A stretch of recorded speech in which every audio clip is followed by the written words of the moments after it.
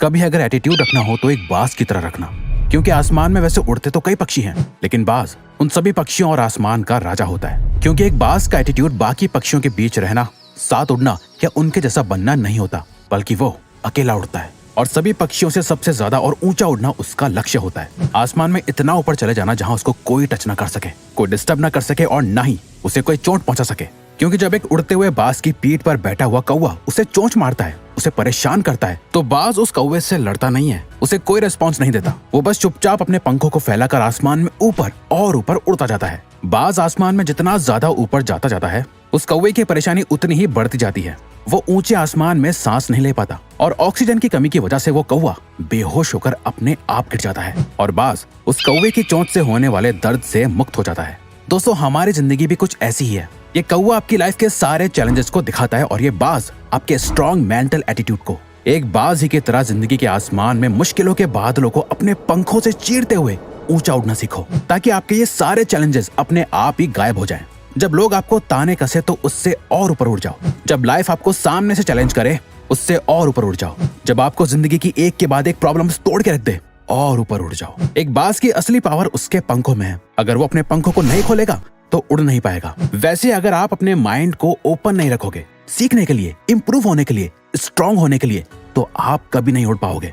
एक बाज बनने के लिए आपको बाज के मेंटल एटीट्यूड को सीखना होगा, बाज जैसे मेंटालिटी और माइंडसेट को डेवलप करना होगा।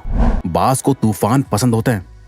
डॉक्टर एपीजे अब्दुल कलाम ने एक बार कहा था, all birds find shelter during a rain, but eagle avoids rain by flying above the clouds. यानी जब आसमान में बादल छा जाते हैं, कुदरत की तरफ से एक तूफान आने का इशारा होता है, जिसे देख बाकी सारे पंछी छुप जाते हैं। एक बाज इसी तूफान से डरता नहीं, बल्कि और ज्यादा एक्साइटेड हो जाता है। बाज इस तूफान के साथ आने वाले चैलेंजेस को बहुत इंजॉय करता है। जब तूफान की हवाएं और ज्यादा तेज हो जाती हैं, वो उस तेज हवा का यूज करके आसमान में और ऊपर चला जाता है। बहुत ऊपर पहुंचने के बाद वो उन बादलों से भी ऊपर आ जाता है जो बादल वो बारिश कर रहे होते हैं। आपकी लाइफ की हर एक प्रॉब्लम में सोल्यूशन छुपा हुआ है, हर एक चैलेंज में अपॉर्चुनिटी छुपी हुई है। जब आप इन प्रॉब्लम्स और चैलेंजेस से ऊपर उठ जाओगे, तब आपको कई सारी अपॉर्चुनिटीज दिखाई देंगी। जैसे कि नेपोलियन हिल भी कहते हैं, every challenge brings a great opportunity with it. अब जिस दिन एक बाज की तरह लाइफ की सारी डिफिकल्टीज और प्रॉब्लम्स को लाइफ में ग्रो होने की, खुद को बदलने की अपॉर्चुनिटीज की तरह देखने लगोगे, तब जाके आप बहुत ऊंचा उड़ना सीख पाओगे। बाज अपने घोंसले में नरम घास नहीं रखता। क्या आपको पता है, एक बाज के घोंसले में कभी कोई नरम चीज नहीं होती। वो अपने घोंसले से उन घासों को निकाल के फेंक देता है जो उसे आराम करने पे मजबूर करती है, क्योंकि वो एक बाज है। घोंसले में बैठना उसकी फितरत नहीं, बल्कि आसमान में उड़ना ही उसका लक्ष्य है। कहीं वो अपने घोंसले में ज्यादा कंफर्टेबल ना हो जाए, इसीलिए वो अपने बिस्तर को भी जितना हो सके उतना कांटे भरा रखता है। बाज के जब बच्चे होते हैं तो उनके लिए वो नरम घासों से भरा घोंसला बनाता तो है, लेकिन जैसे जैसे बच्चे बड़े होते हैं, वो उन बच्चों को घोंसले से बाहर निकाल देता है और कुछ नरम घासों को भी निकाल देता है। पर जब उसके बच्चे वापस आते हैं, उन्हें वो घोंसला थोड़ा अनकंफर्टेबल लगने लगता है, पर वो उसमें भी आराम करने लगते हैं। कुछ टाइम बाद वो अपने बच्चों को फिर से उस घोंसले से निकाल देता है और सारी नरम घास को निकाल फेंकता है। उसके बच्चे फिर वापस आते हैं और ये साइकिल तब तक रिपीट होती है जब तक कि उसके बच्चे घोंसले से बाहर जाकर उड़ना ना सीख लें। और एक बार जब वो उड़ना सीख जाते हैं तो वो समझ जाते हैं घोंसले के कंफर्ट में रहने से ज्यादा आसमान में उड़ना ही उनका असली मकसद है। एक बाज भी इस बात को समझता है कि कंफर्ट जोन उसके लिए कितना खतरनाक हो सकता है, पर हम इंसान अपनी लाइफ को जितना हो सके उतना कंफर्टेबल बनाते जाते हैं। भूख लगी है तो ऑनलाइन खाना मंगा लिया, बोर हो रहे हैं तो रील्स स्क्रॉल कर ली। ये सारी बड़ी बड़ी कंपनीज आपकी लाइफ को जितना हो सके उतना इजी और कंफर्टेबल बना रही हैं, और ये आपको जितना हो सके उतना वीक बना रहे हैं। आप जितना ज्यादा कंफर्टेबल जोन में रहोगे, आप उतना ही ज्यादा आलसी होते जाओगे और आपका फ्यूचर उतना ही ज्यादा अनकंफर्टेबल और मुश्किल बनता जाएगा। हमारा कंफर्ट जोन ही हमारा सबसे बड़ा दुश्मन होता है और हमें इसका अंदाजा तक नहीं होता। बाज चेंज होने के एक बहुत ही दर्दनाक प्रोसेस से गुजरते हैं।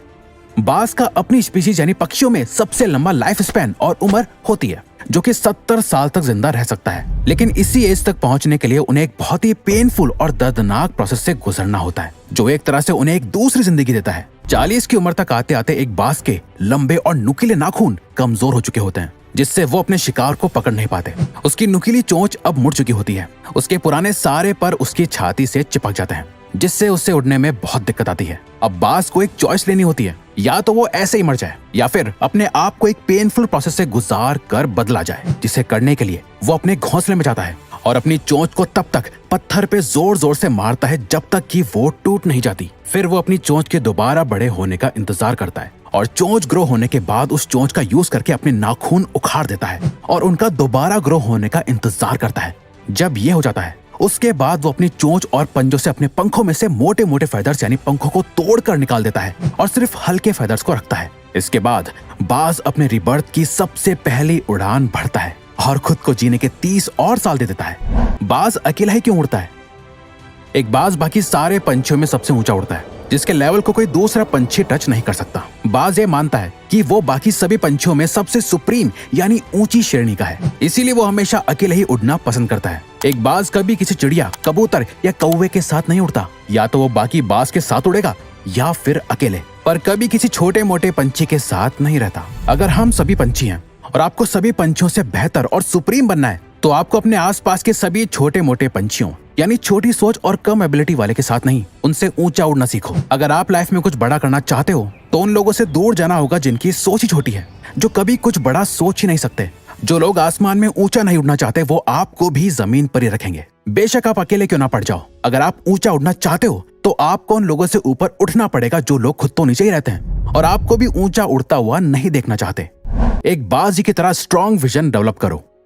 एक बाज अपने शिकार को 5 किलोमीटर दूर से ही देख लेता है और जब वो अपने टारगेट को लॉक कर लेता है, जब उसका गोल एकदम क्लियर हो जाता है, फिर उससे फर्क नहीं पड़ता कि रास्ते में क्या है, कितने पेड़ हैं, कितने लोग हैं, वो शिकार कितना खतरनाक हो सकता है, वहां तक पहुंचना कितना मुश्किल है।